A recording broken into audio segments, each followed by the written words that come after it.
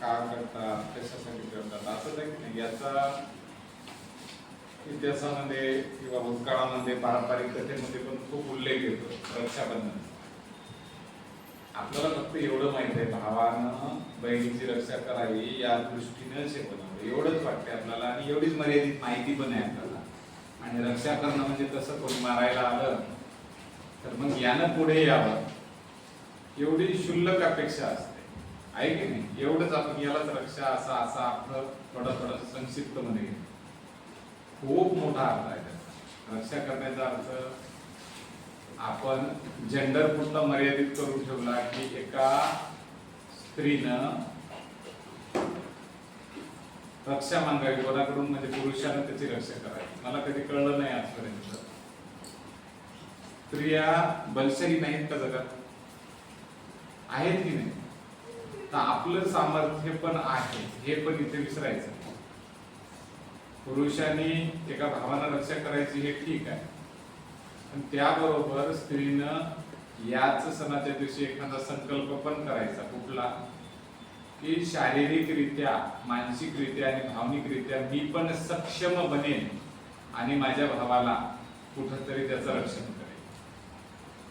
रक्षाबंधनचा अर्थ एकेरी नसावा, एकानं कर्तृत्व करणे आणि दुसऱ्याला जबाबदारी बाहेर चुकीचं आहे. रक्षाबंधन मध्ये स्त्री पुरुष समानता जर असेल, त्याही पुढे जाऊन आम्ही दुबळ्या कच्च्या मानसिकतेने कशा तरी असलं नसावंच. जबाबदारी दोघांचीही, कायम दोघांची. आणि इथं फक्त बायोलॉजिकल नातं म्हणजे माझ्या रक्ताच्या नात्यात माझा जो भाऊ आहे त्यानंच माझं रक्षण करावं किंवा मी त्यालाच राखी बांधणार असलं काहीतरी नसावं. ब्रॉड माइंडेड असलं पाहिजे सगळं. लक्ष द्यायला लागलं. रक्षाबंधनचा अर्थ खूप मोठा आहे की जगभरातल्या इतिहासातले तुम्हाला माहितीये का, म्हणजे बंगालची फाळणी झाली होती. रवींद्रनाथ टागोर यांनी या सणाचा फायदा घेतला होता. त्यावेळेस स्वदेशी चळवळ आपले तिथली नाही का हे करण्यासाठी, म्हणजे विदेशातल्या मालावर बहिष्कार टाकणे आणि स्वदेशी माल हे लोकांना जाणून देणे की आमचा हे म्हणजे आम्ही स्वदेशी मालावर प्रेम करतो, यासाठी त्यांनी एकत्रित येण्यासाठी त्यावेळेस ब्रिटिशांसमोर आपल्यासमोर कारण म्हणजे येता येत नव्हतं, तर त्यांनी काय वापरलं? रक्षाबंधन. ही गोष्ट इतिहासात आहे. दुसरी, श्रीकृष्ण द्रौपदीचा काही असा रक्ताचा भाव नाहीये, ठीक आहे. जखम बोटाला झाली, श्रीकृष्णाच्या बोटाला द्रौपदीनं जखम झाली म्हणून साडी फाडली आणि ते बांधली पट्टी.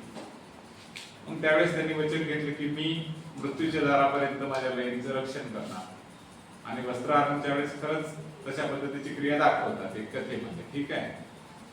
तर मग केलेल्या उपकाराची जाण की ठीक आहे, एखाद्या भावावर जर एखाद्या बहिणीनं ऋण केलं तर ते परतफेड करण्याची जबाबदारी पण त्या भावाची आहे.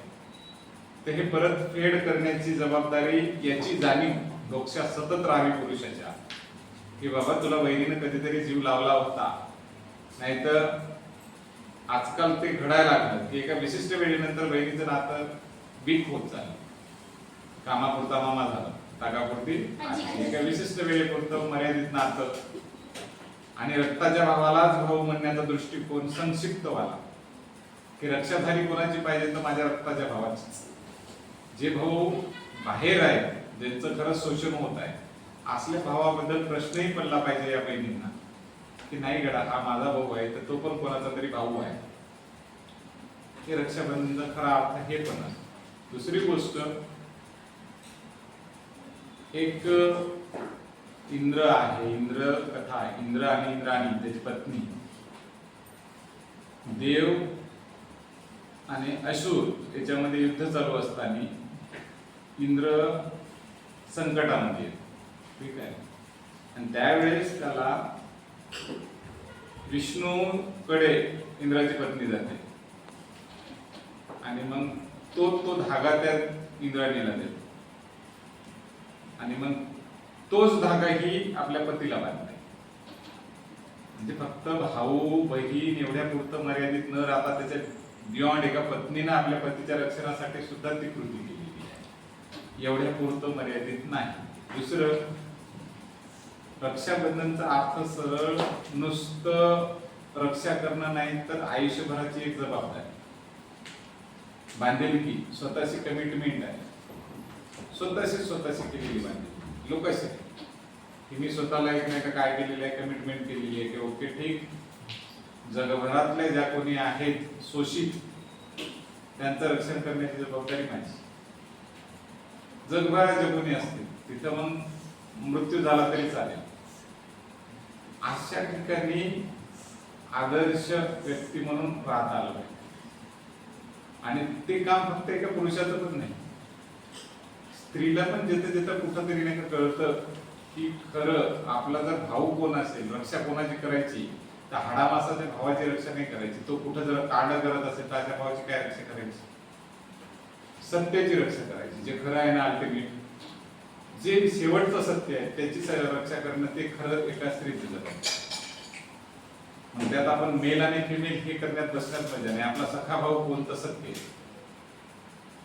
सखा भाऊ कोण सत्य, आणि जे सत्य आपल्याला कळते त्याचं रक्षण करणं आपली जबाबदारी आहे. हाडामासाचा रक्तात आपलं नातं आहे म्हणून मी त्याच्याशी निष्ठा ठेवेन असलं काही नसतं.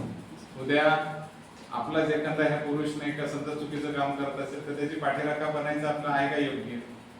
किंवा आपली बहीण सुद्धा तिचं रक्षण करावं दे. ते जर समजा नाही का अशा जगभरात काही नाही का स्त्रिया झालेल्या त्यांनी खूप मोठे नाही का चुकीचे काम पण केले, त्यांचं रक्षण करण्यात फायदा आहे का काही? उद्या टेररिस्ट झाली की लेडीज आहे म्हणून रक्षण अशा व्यक्तीचं करावं जी व्यक्ती पात्रतेची आहे. अशा व्यक्तीचं रक्षण करणं काही प्रॉब्लेम नाही. तर आम्ही चुकीच्या गोष्टीला पाठिंबा देऊन रक्षा करत असेल तर हे रक्षाबंधनाचाच खरं तर मोठा अपमान आहे की ना. त्या इतिहासामध्ये अजून एक कथा येऊन जाते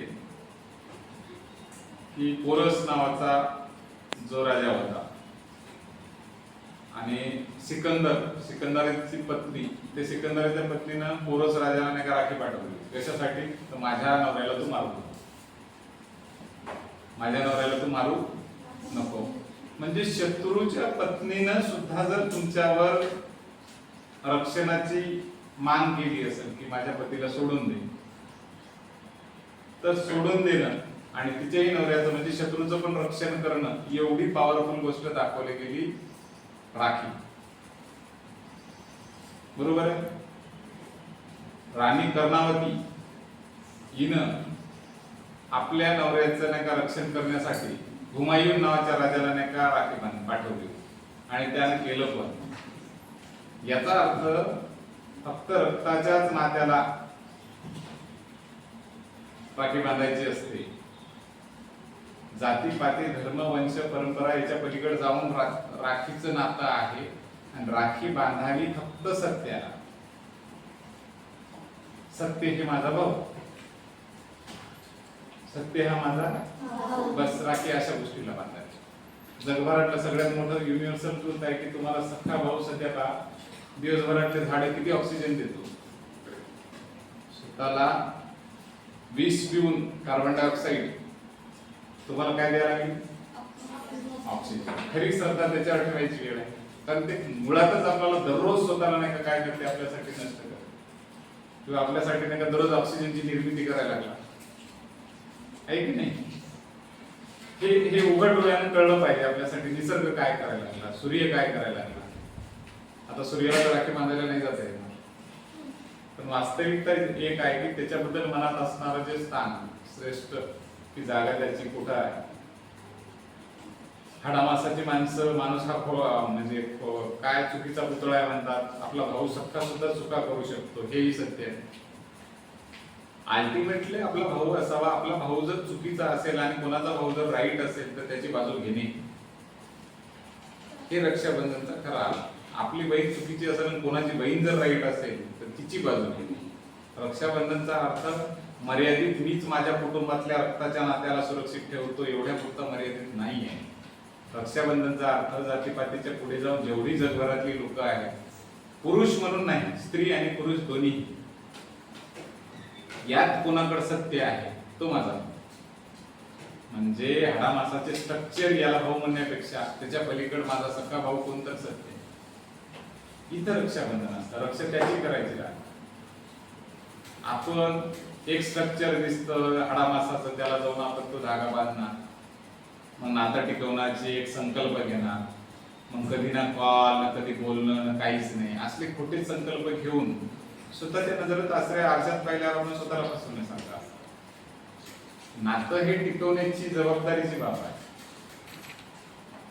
जबाबदारीची बाब आहे. ही काय असंच आहे का आपले आई बाबा अशी जबाबदारी आपली घेतात तशी ती पण जबाबदारी आहे. पण ती जबाबदारी नुसती बोलून चालून नाही, जाणीव असली पाहिजे की बाबा मला करायचं काय, आणि तो माझा आहे म्हणून रक्षा करायचीच नाही. जर माझा आहे या शब्दात तो रक्ताना माझा आहे पण त्याच्यात खोटारडेपणा असेल तर काय फायदा आहे त्या नात्याचा? रक्षा त्याची करायची आहे का आपल्याला? पुरवतं का करू? माझा भाऊ कुठेतरी दगड फेकायला लागला आणि कोणाला तरी मारायला लागला, काय करता रक्षा करू? रक्षा बंधन शब्दात असल्या गोष्टी आहेत की माझ्यातल्या व्यक्तीच्या उणिवा दूर करणे आणि पुढच्याही व्यक्तीला सक्षम करणे. की जी लोक माझे भाऊ आहेत त्या सगळ्यांना मानसिकरित्या, भावनिकरित्या, बौद्धिकरित्या, आर्थिकरित्या, राजकीयरित्या, सामाजिकरित्या ज्या गोष्टी पाहिजेत त्या गोष्टी पुरवणे आणि त्या सगळ्या गोष्टीला संतुलित करणे ही रक्षा करण्याची गोष्ट आहे. आता निसर्ग सगळा नाही काय, आपण आज नेपाळला आताच माहिती आहे काय झालं, किती मोठी बाढ आहे. कशामुळे झालंय? कार्बन डायऑक्साईडचं प्रमाण खूप जास्त वातावरणात वाढलं, बर्फ वितळत चालला, आपण ऐकायला तयार नाही. आपण आपल्या एका नशेत जगत असतो. दैनंदिन कृतीची नशा आहे आपल्याला, दिवसभराच्या ज्या नियमित क्रिया करतो त्याची नशा झाली आपल्याला. दररोज आहे त्या एका रुटीन मध्ये जगतो, काय घेणं देणं बाकीच्या गोष्टी. रक्षा त्याची करायची. ओके, जे मूल्यवान आहे त्याची रक्षा करायची. खरं बंधन तिथं असावं, तिथं स्वतःला बाइंडिंग टाकल्या पाहिजे की काय नाही करायचं. पण दिवसभरात मानवी परंपरा त्याच्या पुढे जाऊन निसर्ग मोठा आहे की नाही, त्याचं पण रक्षण कोण केलं पाहिजे? आपणच केलं पाहिजे. कोण केलं पाहिजे? आपण. तर असं रक्षाबंधन असलं पाहिजे. याच्यासाठी एक मानवी स्ट्रक्चर हाडामासाचं एवढंच मर्यादित नाही, निसर्ग पण आपला भाऊ आहे की नाही. लाखो वृक्षांची तोड व्हायला लागली. आपलं काही गोष्टी एक मेल फिमेल म्हणून त्याच्या पुढे जायचं की रक्षा पुरुषानंच करायची स्त्रीची, हे बंधन तोडणेच खरं रक्षाबंधन. म्हणजे एका पुरुषानं एका स्त्रीचं रक्षण करणे हेच एक सगळ्यात मोठं बंधन आहे. हे बंधन तोडणेच रक्षाबंधन की मी पण दादा तुझी करू शकते रक्षा, एवढी अकार्यक्षम नाही आहे मी स्त्री आहे, ठीक आहे, तुझ्यापेक्षा बायोलॉजिकली मी वेगळी आहे पण मी कमजोर नाही आहे. कोमल नावाचा शब्द मला नको लावू, कमजोर नावाचा शब्द मला नको लावू, मी नाजूक नावाचा शब्द मला नको लावू. मी पण सामर्थ्यवान बलशाली आहे. तुला जेव्हा कधीतरी संकटात असेल की तुझ्या पाठीमागं नाही पुढे असेल, पाठीमागं नाही पुढे असेल, स्त्री म्हणून पुढे असेल. हे आहे रक्षाबंधन. कळत आहे सगळ्यांना? याच्यासाठी रक्षाबंधन करायचं. ओके.